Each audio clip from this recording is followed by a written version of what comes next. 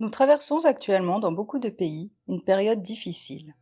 Beaucoup de personnes sont en dépression, en colère, révoltées, désespérées. Ces états d'esprit sont tout à fait compréhensibles, car nous sommes des humains. Nous sommes interdépendants les uns des autres, et interdépendants de nos conditions de vie.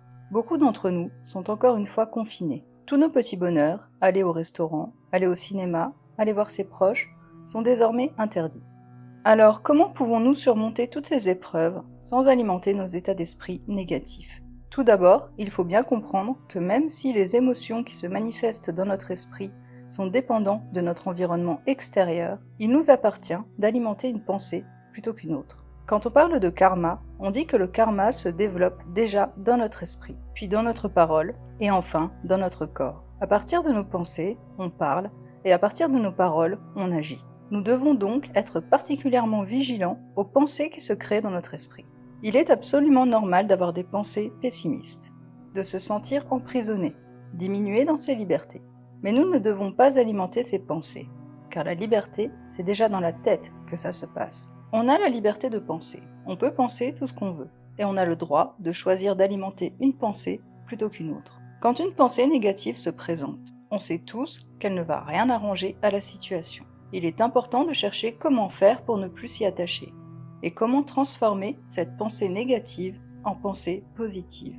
Si on prend pour exemple le confinement, on peut voir ça de deux façons. La première façon, c'est qu'on est privé de liberté et que ça nous fait déprimer. La deuxième façon, c'est que c'est un temps de pause qui peut nous être bénéfique. C'est une période qui peut nous permettre de ralentir notre façon de vivre pour se concentrer sur des choses plus essentielles. Dans beaucoup de courants spirituels, les distractions sont vues comme des choses inutiles. Non pas parce qu'il est inutile de faire quelque chose qui nous plaît, mais parce qu'on a tendance à ne faire que ça. On voit bien dans notre société que beaucoup de personnes passent leur temps à regarder la télé, plutôt qu'à essayer d'évoluer spirituellement. Le temps que nous passons à nous distraire est du temps que nous avons en moins pour travailler à notre évolution spirituelle. Et nous passons donc notre vie à nous distraire, car c'est ce qui nous paraît être le plus important. Il n'est pas question de dire que toutes les distractions doivent être abandonnées, mais dans cette période où on nous en prive, plutôt que de lutter et d'essayer d'être à contre-courant de ce qu'on vit, ce qui va nous demander beaucoup d'énergie, on peut essayer d'appliquer ce que Bouddha nous disait, renoncer au monde mondain. On y est de toute façon contraint, alors plutôt que de le regretter et d'entretenir des pensées négatives, nous pouvons voir ça comme une opportunité d'évoluer. Beaucoup de personnes se plaignent de la violence dans le monde, ou du fait que la spiritualité ne fasse plus partie de notre mode de vie. Mais il ne tient qu'à nous de faire changer ça. Gandhi disait « Soyez le changement que vous voulez voir dans le monde ».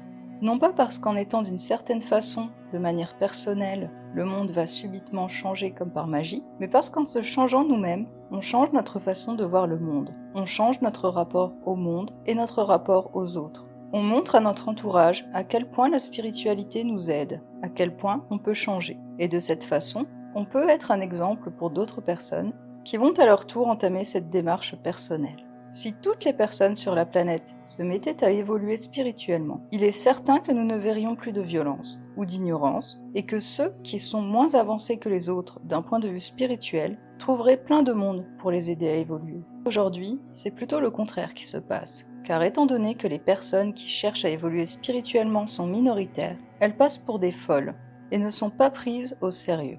Et on demande aux personnes qui sont plus évoluées de se mettre au niveau de la masse et de nier leur spiritualité. Si nous souhaitons que ce monde change pour un monde meilleur, nous devons d'abord nous changer nous-mêmes. Nous ne devons pas alimenter nos états d'esprit négatifs, mais alimenter nos états d'esprit positifs, en essayant de transcender notre souffrance. Car c'est ce dont il s'agit dans toutes les spiritualités. Tout ce qui nous arrive et qui peut être perçu dans un premier temps comme étant négatif, est en fait souvent une grande chance d'évoluer. C'est une purification de notre karma. C'est quand on souffre qu'on évolue le plus, car on cherche comment ne plus souffrir. C'est quand on est confronté à quelque chose de nouveau et qu'on doit trouver une solution qu'on ne connaît pas encore, qu'on peut apprendre quelque chose sur nous. La réalité, si tant est qu'il y ait quelque chose que nous puissions appeler ainsi, nous oblige à nous retrouver face à nous-mêmes. C'est d'ailleurs pour ça que beaucoup de personnes dépriment, car on a tellement été habitués à nous divertir constamment que sans les divertissements, nous nous sentons vides et même angoissés de devoir nous retrouver face à nous-mêmes, car en fait, on ne se connaît pas vraiment. On a été habitué à compter sur quelqu'un pour prendre soin de nous, qu'il s'agisse de nos parents ou de nos gouvernements. On a donné notre pouvoir à des personnes extérieures à nous. Et si on souffre d'une situation, c'est parce qu'on n'a pas compris que seuls nous avons le pouvoir de choisir comment on se sent, à quoi on pense et ce qu'on fait. En réalité, on se doit de compter uniquement sur nous-mêmes pour trouver notre bonheur, car chaque personne sera heureuse d'une manière différente. Mais aussi parce qu'en faisant reposer notre bonheur sur les épaules d'autres personnes, on va forcément être déçu, étant donné que ces autres personnes chercheront, elles, non pas comment nous rendre heureux, mais comment se rendre heureuses elles-mêmes. En faisant reposer notre bonheur sur nous-mêmes, on ne peut pas être déçu si on est pleinement engagé dans cette idée, car on recherchera nécessairement notre bonheur. Et si on fait quelque chose qui va à l'encontre de ce qu'il nous faudrait faire pour être heureux, alors on aura besoin de se battre avec personne pour que la prochaine fois, ça se passe différemment. On aura juste à prendre conscience de notre erreur et à faire différemment la fois d'après.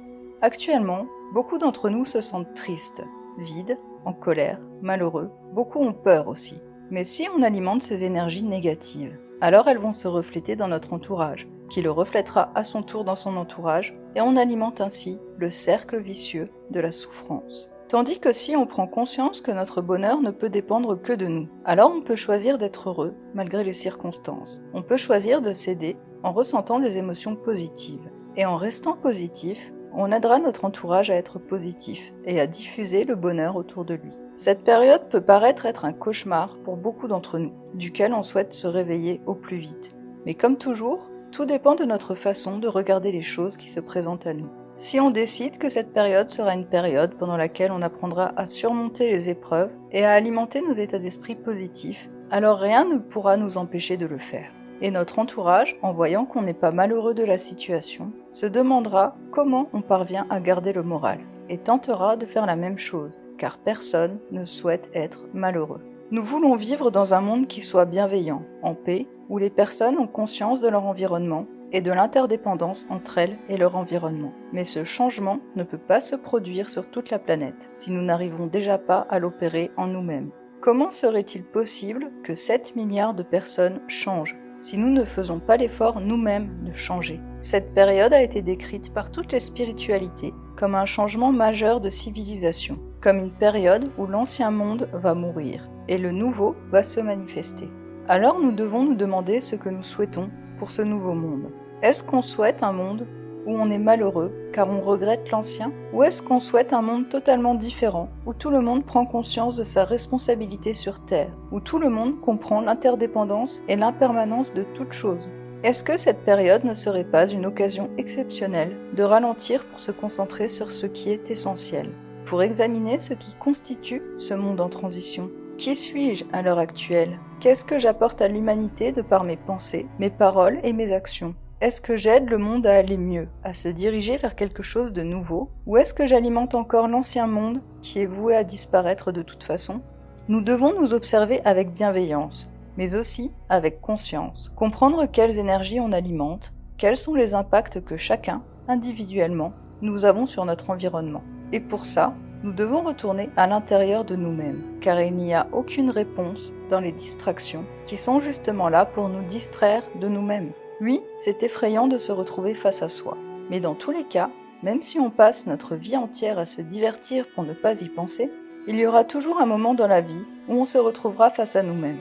Et ce moment, c'est le moment qui précède la mort, où chaque être humain va se demander s'il est heureux de ce qu'il a fait de sa vie, et ce qu'il attend pour la suite. Peu importe nos croyances, qu'on croit qu'il n'y a rien après la mort, qu'on croit qu'on se réincarne, ou qu'il existe un paradis et un enfer. Un jour ou l'autre, cette question de qu'avons-nous fait de notre vie va se présenter à nous. Et si on ne se la pose qu'au moment de la mort, c'est la meilleure façon d'avoir des regrets. Alors que si on se pose cette question quand on est encore vivant, sans essayer de se cacher derrière les divertissements, on peut prendre conscience de qui on est, et surtout de comment on est, et prendre les mesures pour qu'au moment de notre mort, nous n'ayons aucun regret. L'ego a nécessairement peur de se retrouver face à lui-même, car quand on commence à l'examiner attentivement, il disparaît.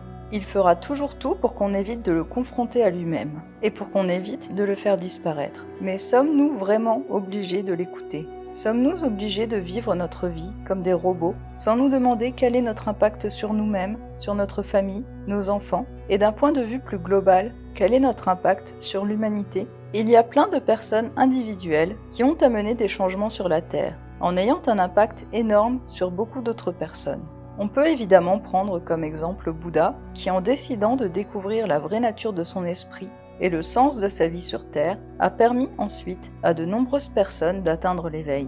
S'il n'avait pas entrepris ce chemin personnel, le bouddhisme n'existerait pas aujourd'hui, et toutes les personnes qui suivent ce chemin n'auraient peut-être pas trouvé une spiritualité qui leur conviendrait. Toutes ces personnes seraient donc moins conscientes d'elles-mêmes, de leur interdépendance avec tout ce qui existe, et seraient sûrement moins compatissantes. Aujourd'hui, nous vivons une révolution. Ce n'est pas une révolution comme on a connu dans le passé, c'est une révolution spirituelle, et nous sommes beaucoup à la ressentir.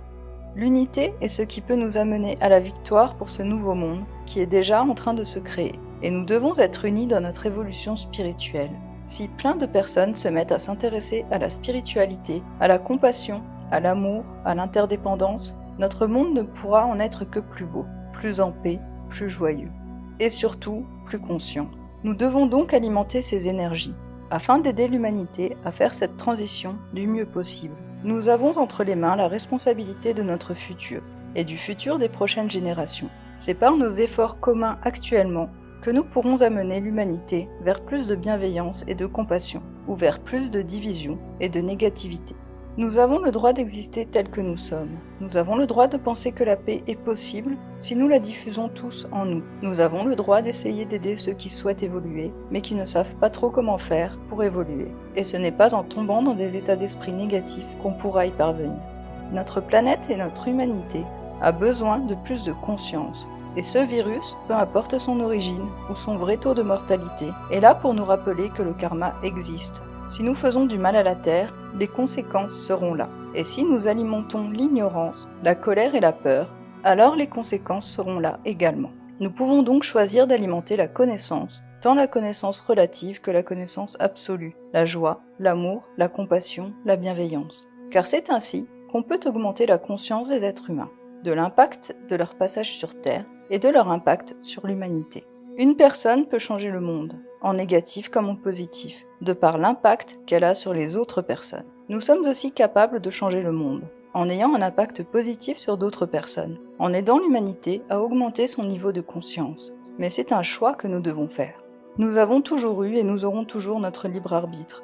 C'est nous qui décidons si nous souhaitons alimenter le bien ou le mal, même si rien n'est vraiment ni bien ni mal. Mais par contre, tout a des causes et des conséquences, et la première cause qui induit tout le reste, ce sont nos pensées. Il est normal et sain d'avoir envie de se révolter en vivant dans de telles conditions. Mais si nous le faisons, nous devons le faire en restant dans des énergies positives, et non dans des énergies négatives, comme la colère ou la peur. Dans toutes les traditions spirituelles, il nous est dit que c'est l'amour qui nous sauvera. Jésus est une manifestation de l'amour, tout comme Maitreya, le futur Bouddha, est une manifestation de l'amour. Mais il n'y a pas besoin d'attendre que quelqu'un vienne nous sauver, car nous pouvons nous sauver nous-mêmes, en comprenant que si on nous a dit et expliqué toutes ces choses dans le passé, c'est parce que nous pouvons et devons développer cette énergie d'amour en nous. Attendre que quelqu'un vienne le faire à notre place ne servirait à rien du tout, à part à laisser les choses empirer. Le karma passe d'abord par les pensées, ensuite par les paroles, et enfin par le corps et par les actes. Avec les réseaux sociaux et Internet, le karma des actes ne se manifeste pas vraiment, car notre corps écrit des choses sur le clavier de l'ordinateur après qu'on l'ait pensé, mais ça s'arrête là. Il est pourtant indispensable de comprendre comment fonctionne le karma, de sa création dans nos pensées jusqu'à sa manifestation dans notre corps par les actes, si on souhaite faire évoluer les choses. Et il ne faut pas perdre de vue que si nous souhaitons que se développe l'amour et la compassion autour de nous, nous devons déjà les développer en nous, pour ensuite les manifester. Nous pouvons nous servir de la colère que nous ressentons pour la transformer en énergie qui nous servira à manifester l'amour dans le monde. Et il ne tient qu'à nous de le faire.